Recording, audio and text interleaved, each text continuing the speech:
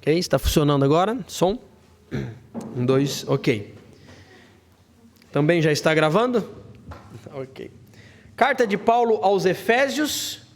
Nós temos estudado esta carta já algumas oportunidades e tem sido um grande privilégio, olharmos para o texto sagrado revelado pelo apóstolo Paulo, registrado por ele, revelado pelo Senhor, e hoje podermos ter acesso a isso, a essas verdades. E o texto, ele vai nos apresentar, pelo menos no que temos caminhado esses dias, sobre a grande obra da salvação. O capítulo 1 vai falar sobre a grande obra da salvação concedida a cada um de nós. E ao falar sobre esta obra da salvação, nós vemos Paulo, a partir do versículo 3, destacar o envolvimento ativo da Trindade.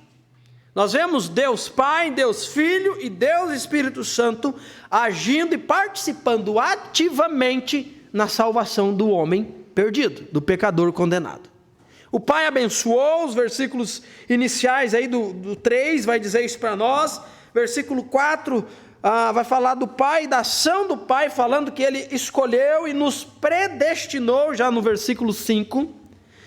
E depois, a partir do 7, o apóstolo Paulo vai focalizar agora naquilo que o Deus Filho, Jesus Cristo, fez e o seu papel ativo na salvação, destacando que Ele nos redimiu, nos comprou do pecado, pagou o preço da nossa liberdade. E no restante, até o versículo de número 14, o apóstolo Paulo vai destacar o papel, o envolvimento ativo do Espírito Santo na obra da salvação.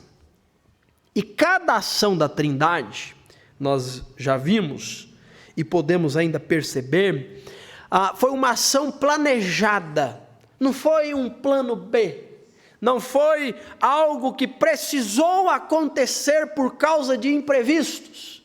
O que nós olhamos e baseamos entendendo desse texto é que a Trindade planejou de forma definida na eternidade passada que iria salvar pecadores. E o fez, e o definiu, e tem salvado os pecadores para o louvor da sua glória.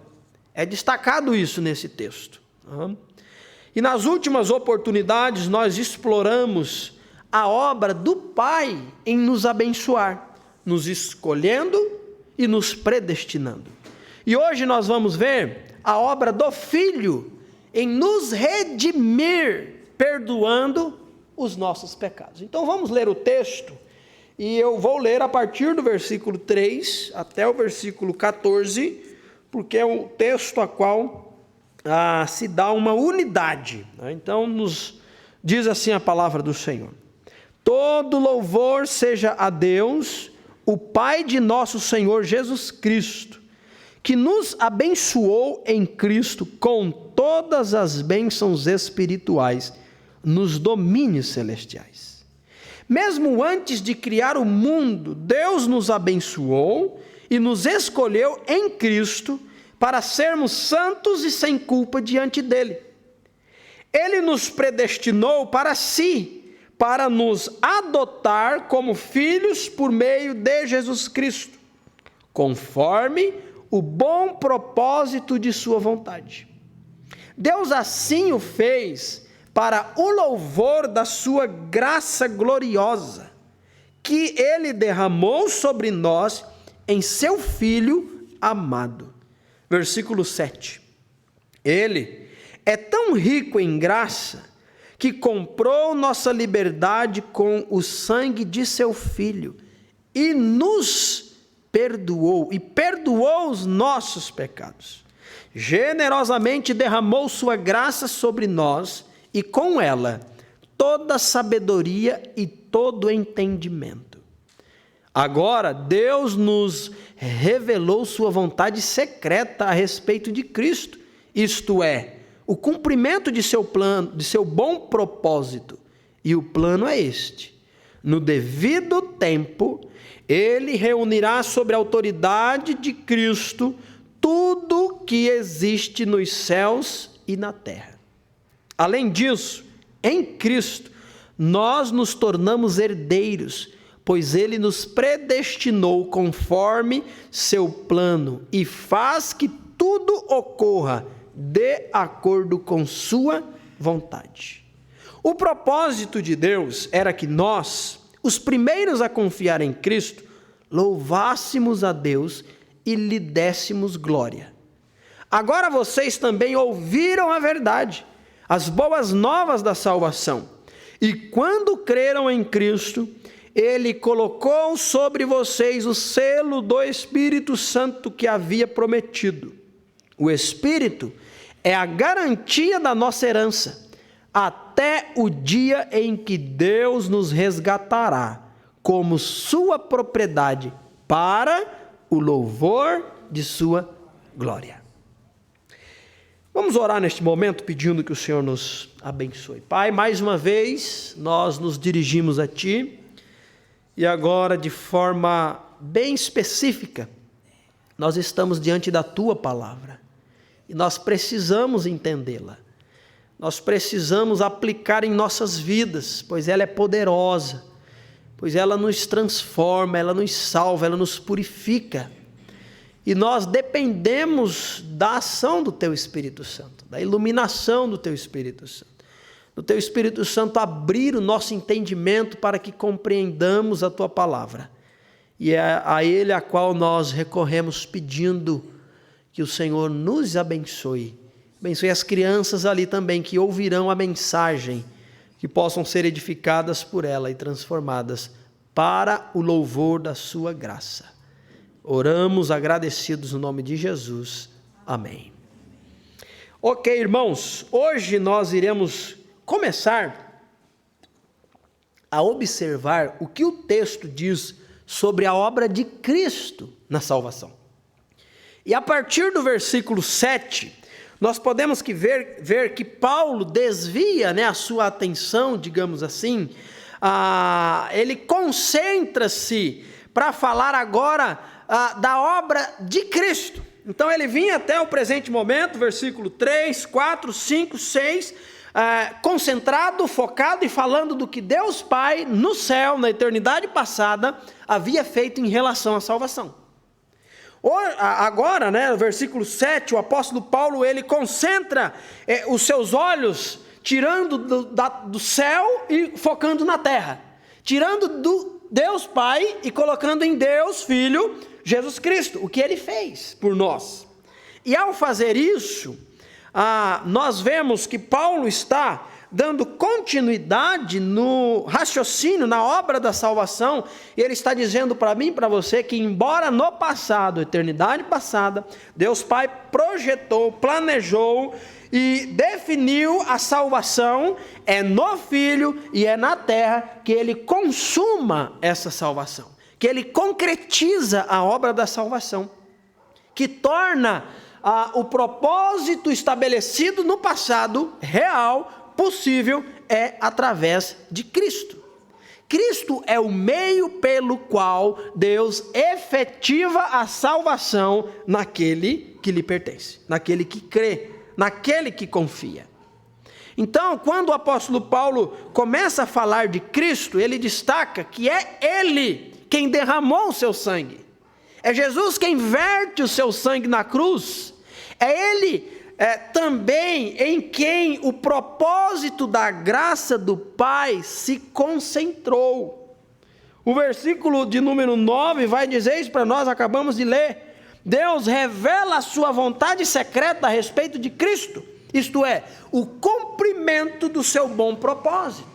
O plano perfeito de Deus estabelecido na eternidade passada, secreto até então, foi revelado através do Filho, Jesus Cristo. O apóstolo Paulo apresenta na leitura que fizemos o seguinte, no versículo 10, que é em Jesus, cuja autoridade todas as coisas serão reunidas. serão reordenadas, né? Jesus é o ponto de convergência de tudo, não apenas da salvação de homens perdidos, mas de tudo. O apóstolo Paulo, ao escrever em Romanos, diz que essa natureza geme as consequências do pecado. O pecado não afeta apenas a raça humana, o pecado afetou toda a terra. Tudo o que foi criado por Deus neste mundo foi afetado pelo pecado, a natureza foi afetada pelo pecado. E Paulo vai dizer que as consequências do pecado deterioram tudo o que existe.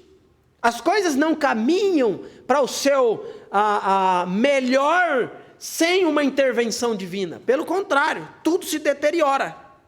Mas o plano perfeito de Deus, oculto desde a eternidade, mas revelado em Cristo, através da sua vinda, através da sua chegada, é que Cristo não apenas é o Salvador, não apenas é aquele que vai redimir pecadores.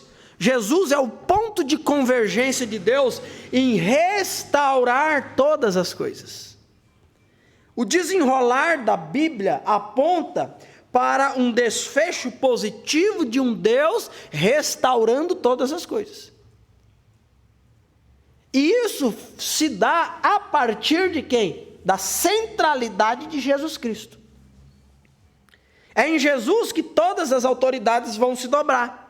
É em Jesus onde o Apocalipse vai dizer todo joelho, mas eu não creio, não interessa, vai dobrar e toda língua vai confessar. Tu és o Rei da glória, tu és o Deus eterno, então será lançado no inferno, mas vai confessar diante de Jesus. O texto que lemos apresenta para nós que é em Jesus em quem focamos, versículo 12 vai dizer, a esperança, né? A nossa esperança. Deixa eu ler aqui, o propósito de Deus era que nós, os primeiros a confiar em Cristo, louvássemos e lhe dessemos glória. Em Colossenses, Paulo falando do mistério oculto, mas agora revelado, ele diz, esse mistério é Jesus dentro de vocês. Esse Jesus que é a esperança da glória. Essa expressão acontece em Colossenses. E segundo o texto, o que é que nós podemos destacar sobre bênçãos do Deus Filho a nós no assunto salvação? Que esse parágrafo está falando disso, a obra da salvação. Então, Deus Pai nos abençoou com a salvação, o Deus Filho nos abençoou com a salvação e o Deus Espírito Santo nos abençoou com a salvação. E dentro dessa dinâmica de papéis, Deus Pai desempenhou algo singular e Deus Filho, da mesma forma, desempenha algo singular. Quais são as bênçãos que o Filho derrama sobre nós no assunto salvação, segundo o texto? Versículo de número 7, vai dizer para nós que, em primeiro lugar, o Filho nos abençoa com a redenção. E aí, lendo já na NVT, ele já traduz, né? Ele já coloca o significado da palavra redenção. E ele coloca para nós que Cristo, ele nos comprou. Por quê? Porque redenção significa livramento mediante o pagamento de um preço. Aqui ele diz que ele comprou.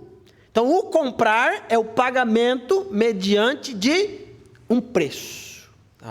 Redenção, ou o comprar, o ato de comprar-nos, lembra a imagem de um escravo sendo resgatado por um alto preço no mercado de escravos. Hoje falar disso, né, é tão distante na nossa mente, né, relembrando a história, mas lembremos que o apóstolo Paulo escreve para uma igreja em Éfeso que está debaixo do regimento de que império? Romano, do Império Romano.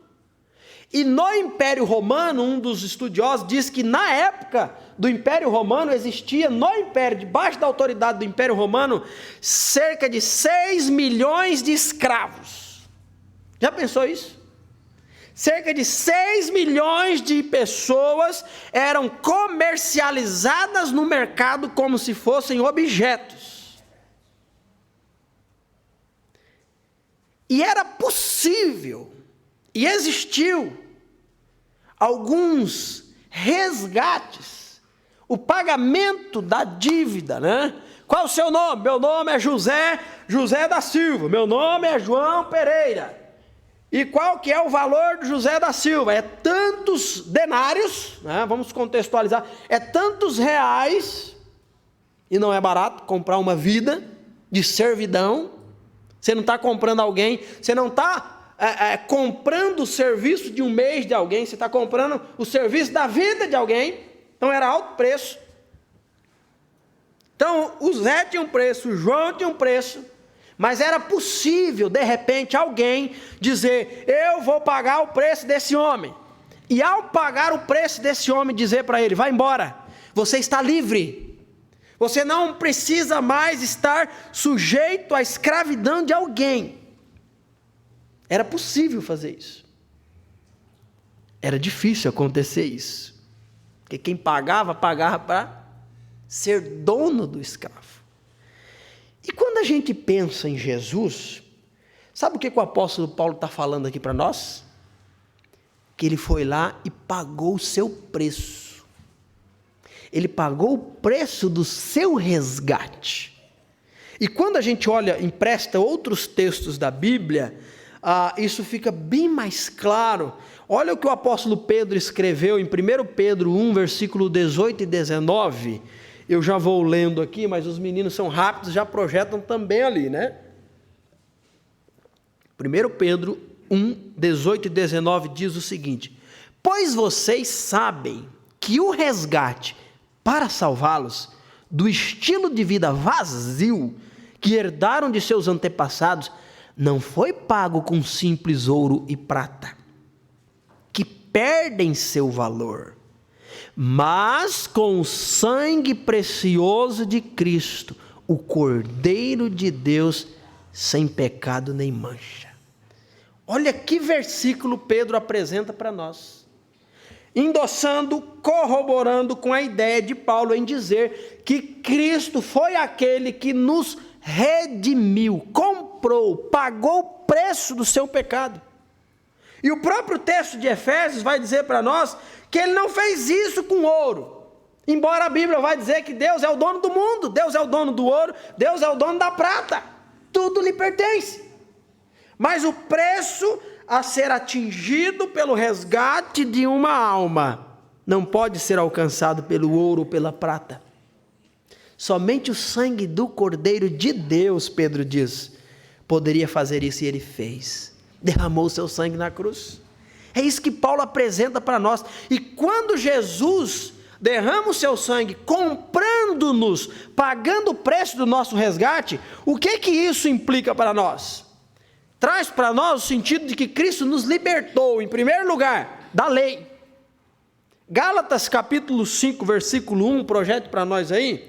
O texto vai dizer o seguinte, o apóstolo Paulo escrevendo para a igreja da Galácia, ele diz assim: portanto, permaneçam firmes nessa liberdade, pois Cristo verdadeiramente nos libertou.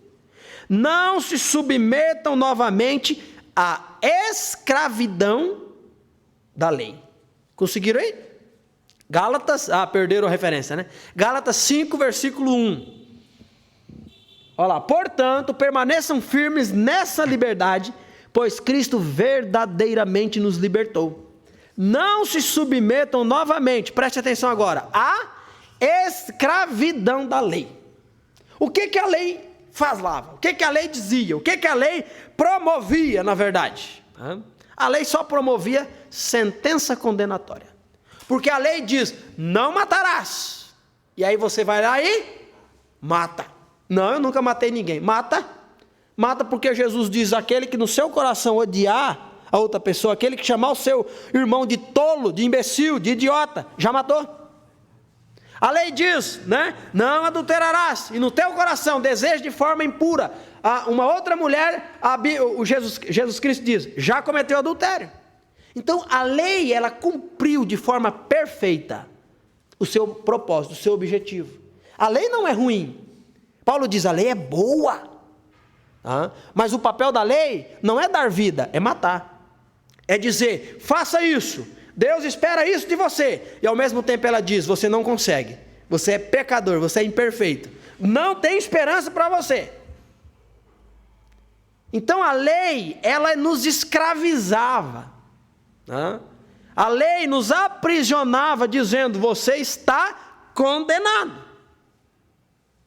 Mas Cristo que cumpriu a lei, Cristo que pagou o preço do nosso resgate, versículo 1 do capítulo 5 de Gálatas, está dizendo para nós que Ele nos libertou da escravidão da lei. O ter sido comprado por Cristo implica também a libertação, essa liberdade, o preço pago do seu resgate, te libertou da escravidão do pecado. O capítulo 6 inteiro de Romanos vai dizer isso para nós. Mas veja o que diz Romanos, capítulo 6, versículos 6 e o 7. Dá uma olhadinha aí. Olha só. Sabemos que nossa velha natureza humana foi crucificada com Cristo, para que o pecado não tivesse mais poder sobre nossa vida, e dele deixássemos de ser escravos. Pois quando morremos com Cristo, fomos libertos do poder do pecado. A lei nos escravizava, sim, mas o pecado também nos escravizava. O pecado aprisiona o homem, a ponto de o homem, querendo fazer, né, o que é bom, não ter a capacidade de fazer o que é bom.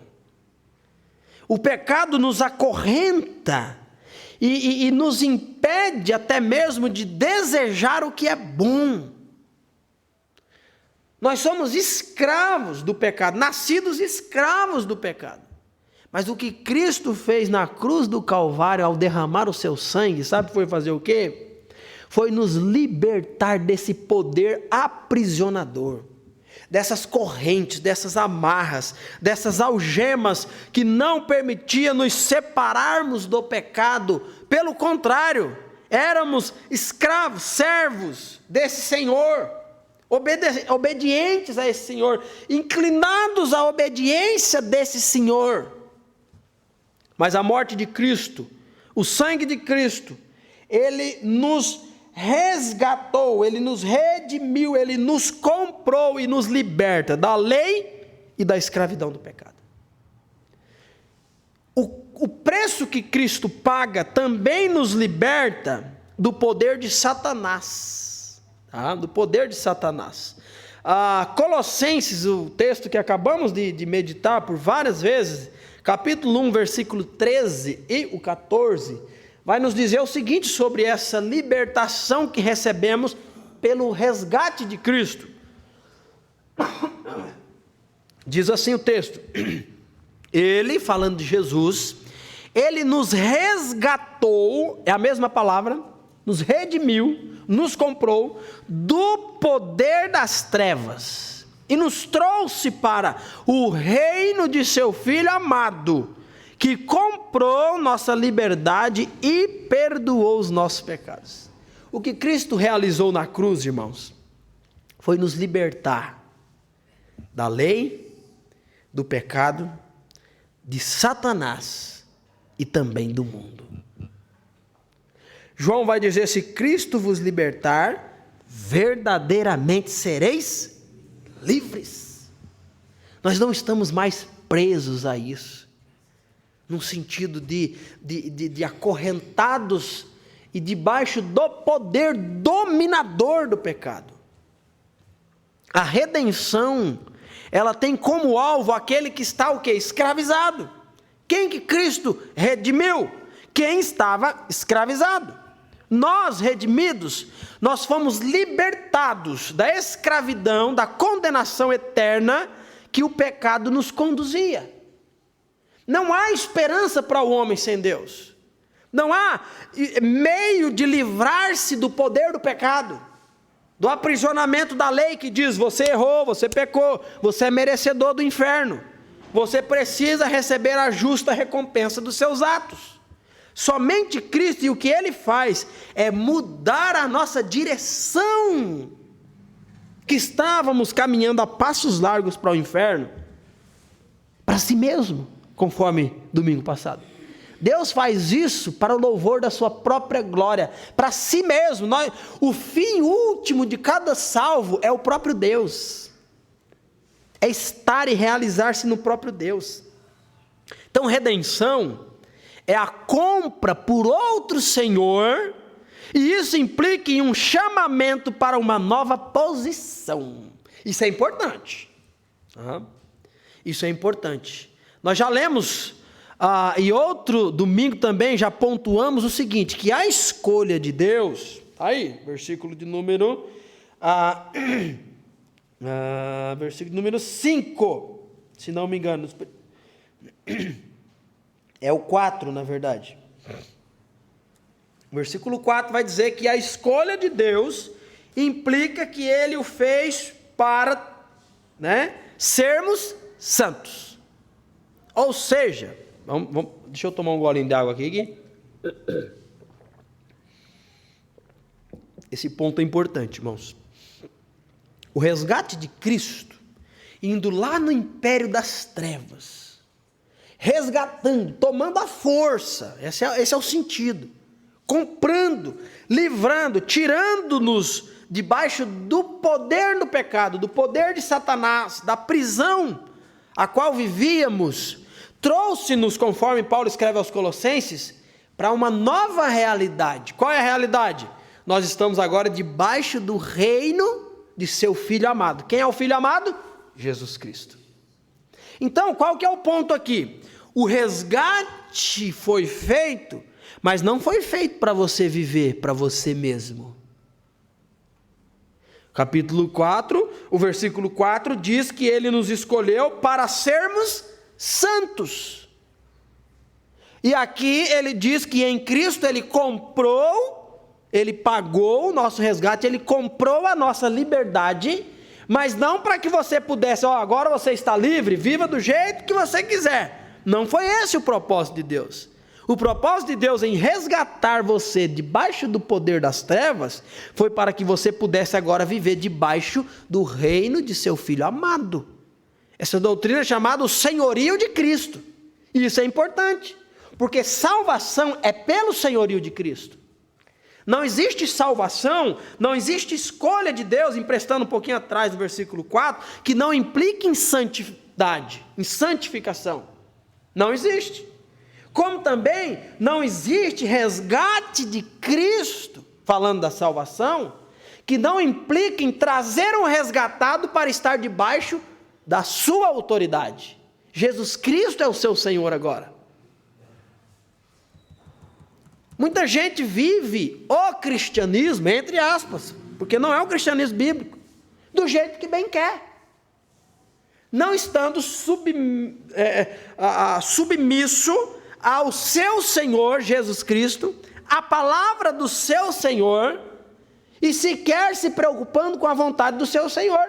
Não é o quê? Segundo o texto, não é alguém escolhido para ser santo, porque não tem vivido santidade, não é alguém resgatado, porque não tem vivido debaixo do resgate, da autoridade de quem o resgatou.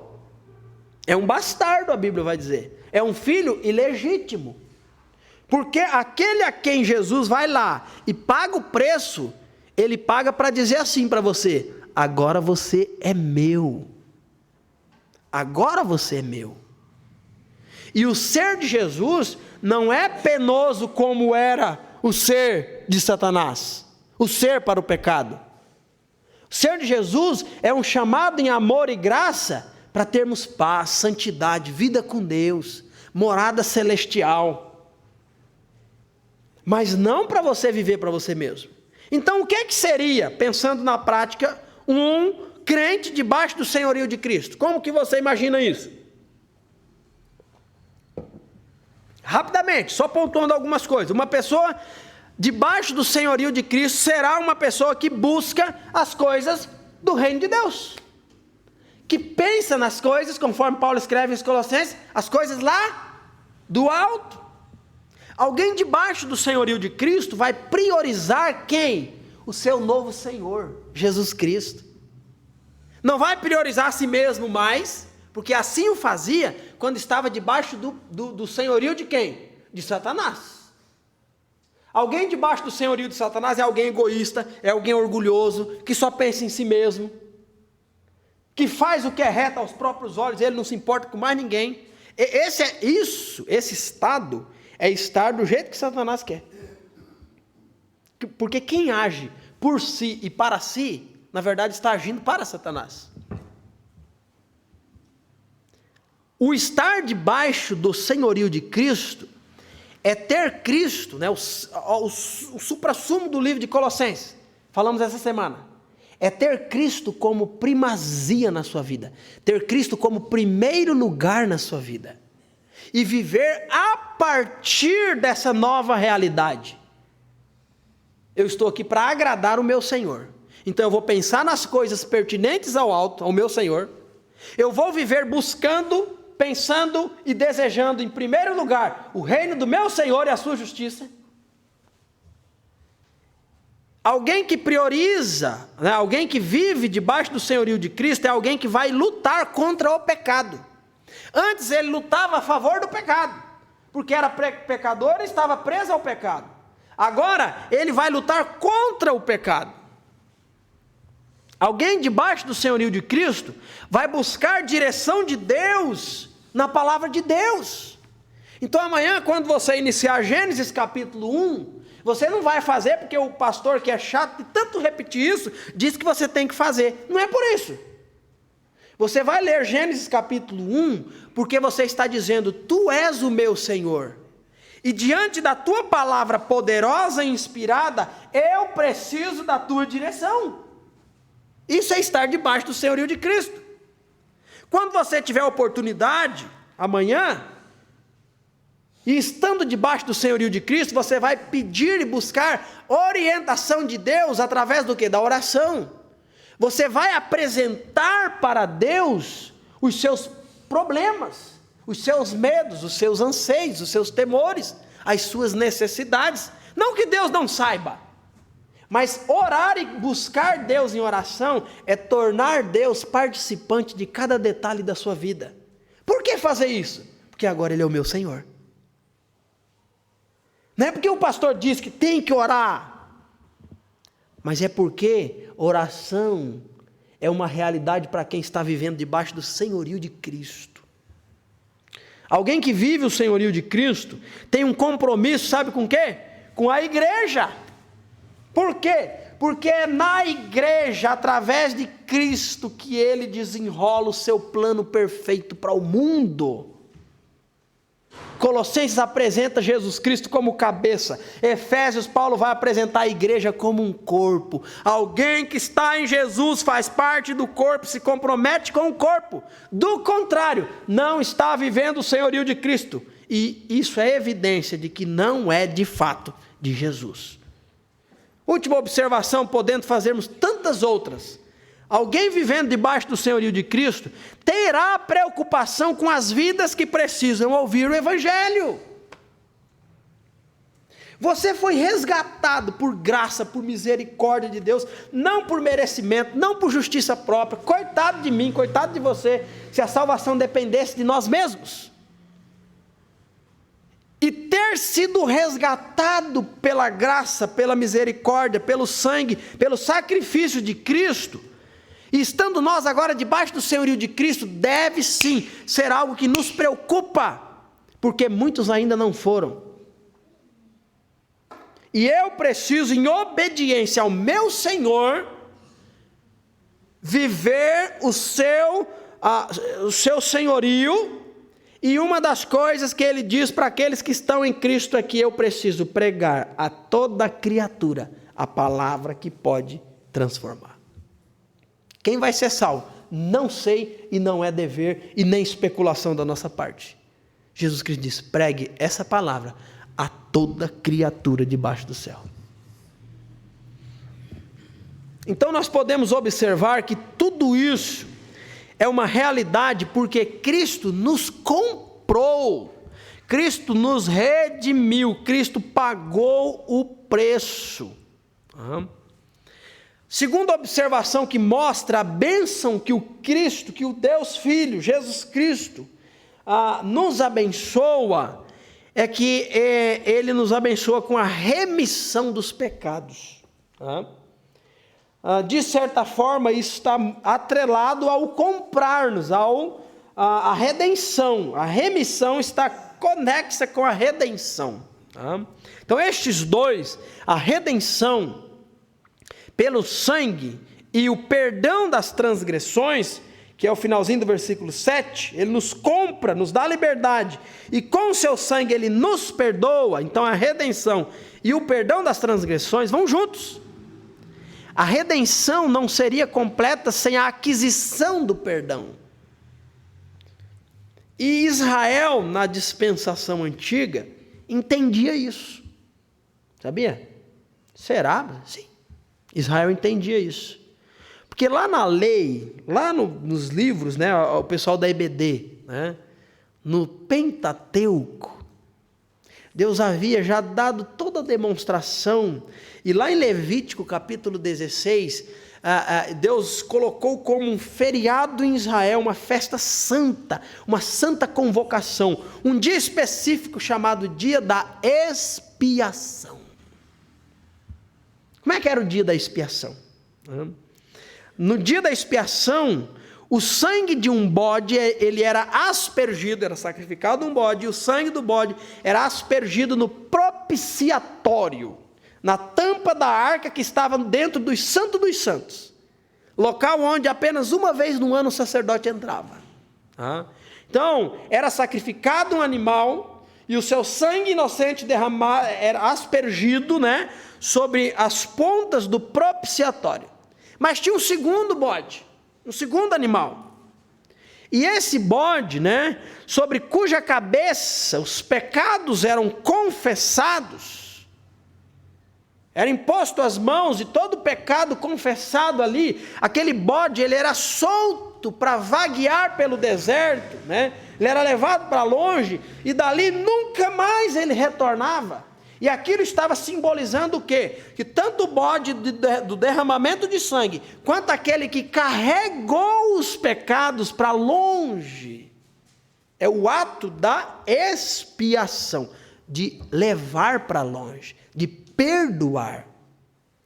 Agora, é claro, irmãos, o próprio Hebreus vai dizer que tudo isso era símbolo daquilo que estava por vir. Tudo aquilo prefigurava, antecipava o verdadeiro Cordeiro de Deus, queria por fim tirar o pecado do mundo.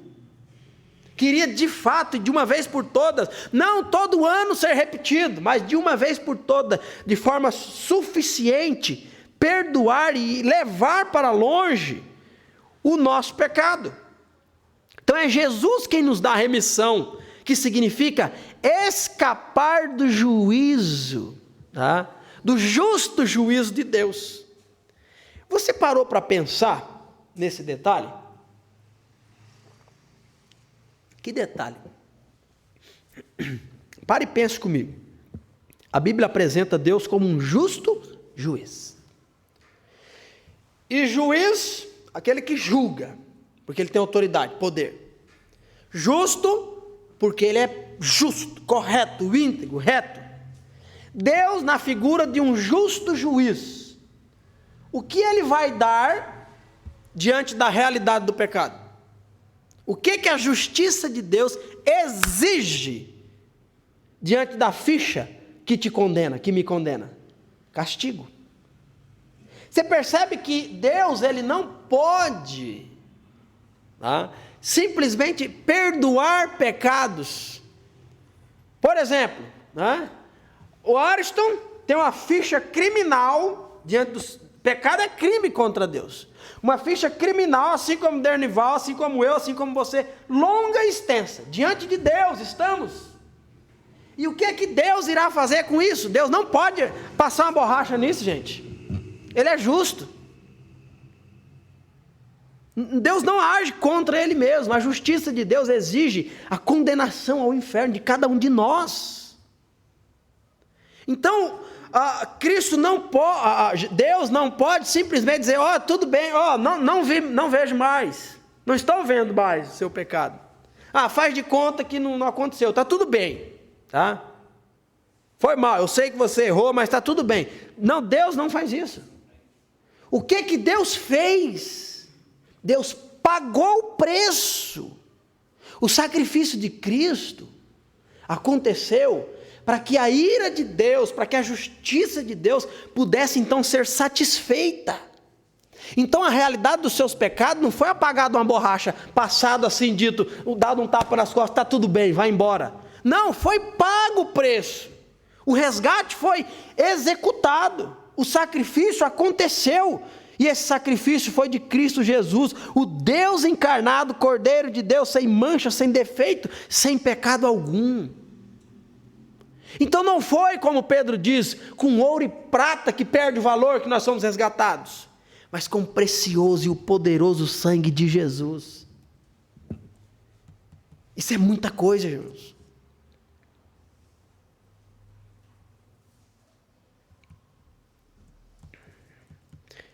No domingo que vem nós vamos continuar avançando nesse texto, falando sobre as bênçãos que Cristo concedeu a cada um de nós. Hoje nós vamos parar aqui que o tempo já chegou. Fecho apenas dizendo que o que Cristo fez na cruz, baseado no versículo 7, foi nos redimir e nos perdoar através do seu sangue. Então essa obra da salvação de Cristo, da Trindade como um todo, agora olhando para os aspectos da participação de Cristo na cruz, ela deve nos lançar, irmãos, ao chão, quebrantados, humilhados e agradecidos, porque o que Deus fez não foi simplesmente dar um cavalo de pau para mudar a história da sua vida. O que Deus fez foi entregar o seu Filho Jesus Cristo para perdoar, para apagar, para levar para longe de você os seus pecados, os meus pecados. E que isso possa nos motivar, uma vez que estando em Cristo, a uma vida de santidade, a uma vida de renúncia, a uma vida de entrega debaixo do senhorio desse novo Senhor, Jesus Cristo. Vamos cantar o último hino nesta noite e estaremos encerrados. Não sei se eu tenho minhas anotações aqui. 189 acho que era, né? 182 do Voz de Melodia. O sangue de Cristo.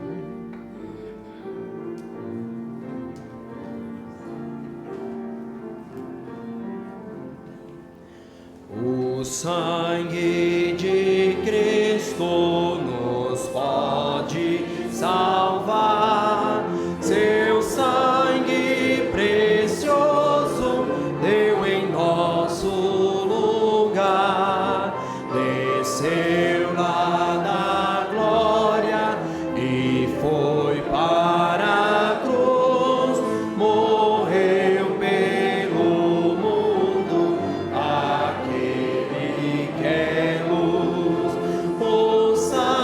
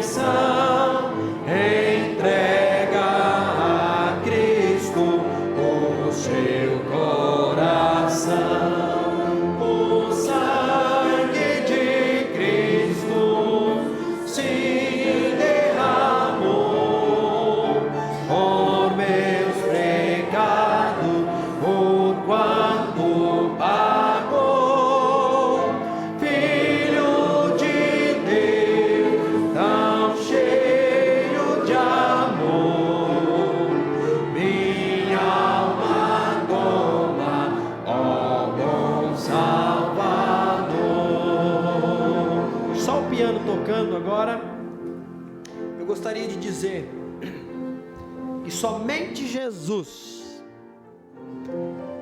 é a concretização do plano perfeito de Deus, de lá na eternidade passada, ter abençoado, escolhido e predestinado. Aquele a qual fez parte do plano e o desejo de Deus Pai, se rende ao sacrifício de Cristo, pedindo perdão dos seus pecados, quebrantado, reconhecendo a sua miséria e reconhecendo que só em Jesus existe salvação.